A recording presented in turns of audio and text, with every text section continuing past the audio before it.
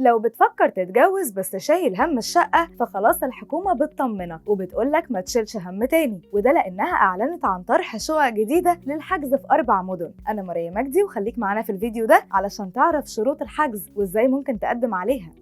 الهيئة العامة لتعاونيات البناء والإسكان أعلنت عن تفاصيل جديدة خاصة بحجز شقق الهيئة في 4 مدن، والجميل إنك لو حابب تقدم على الشقق دي هتقدر تاخد كراسة الشروط من الهيئة العامة لتعاونيات البناء والإسكان، وهتقدر من خلالها تعرف المواصفات والمبالغ المالية والشروط كلها، وده كله لما تسدد مبلغ 300 جنيه بس. وده الكلام اللي أكده اللواء وليد البارودي رئيس الهيئة العامة لتعاونيات البناء والإسكان، وقال إن الهيئة هتطرح 361 وحدة سكنية استثمارية في مواقع متميزة بمشروعات الهيئة في مدن لؤلؤة القاهرة الجديدة ولؤلؤة بدر ولؤلؤة أكتوبر ولؤلؤة العاشر من رمضان. طب يا ترى أسعار الشقق دي هتكون إيه؟ هقولك يا سيدي، عندك مدينة القاهرة الجديدة اللي وصلت الشقة فيها 109 متر والشقة 152 متر ل1,983,000 جنيه. أما باقي الشقق اللي موجودة في مدينة 6 أكتوبر فسجلت الشقة 155 متر 1,859,000 جنيه. ولو بتدور على سعر الشقق اللي في مدينة بدر فسجلت الشقة 125 متر 1,606,000 جنيه، والشقة 140 متر سجلت 1,414,000 جنيه. طب يا ترى ازاي تقدر تقدم على الشقق دي؟ أولا لازم تعرف إن مساحات الوحدات السكنية المطروحة بتبدأ من 95 متر ولحد 155 متر شاملة الجراج، والجميل إن الهيئة بتقدم لك تسهيلات في السداد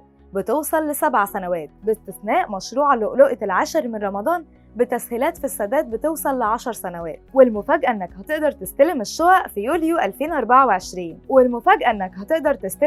في يوليو 2024، ولو سددت سعر الشقة بالكامل كاش هتاخد خصم 20% من ثمن الوحدة، وهتضمن عدم الدخول في القرعة. أما لو بتسأل عن ميعاد كراسة الشروط فهيكون من يوم الاثنين الموافق 12 يونيو ولحد يوم الثلاث الموافق 27 يونيو الجاري، والكراسات دي هتقدر تلاقيها في مقر الهيئة الرئيسي وعنوانه 3 شارع سمير عبد الرؤوف امتداد مكرم عبيد مدينة نصر. ولو عايز تعرف ميعاد الحجز وتقديم الطلبات للوحدات السكنية المطروحة بمشروع لؤلؤة القاهرة الجديدة فهيكون خلال الفترة من 4 ل 13 يوليو 2023، ومشروع لؤلؤة بدر خلال الفترة من 17 ل 26 يوليو 2023. أما بقى مشروع لؤلؤة أكتوبر فهيكون الحجز خلال الفترة من 31 يوليو ولحد 10 أغسطس 2023، ومشروع لؤلؤة العاشر من رمضان هيكون الحجز خلال الفترة من 14 ل 24 أغسطس 2023. وحسب بيان الهيئة فإجراء القرعة العلنية بين المتقدمين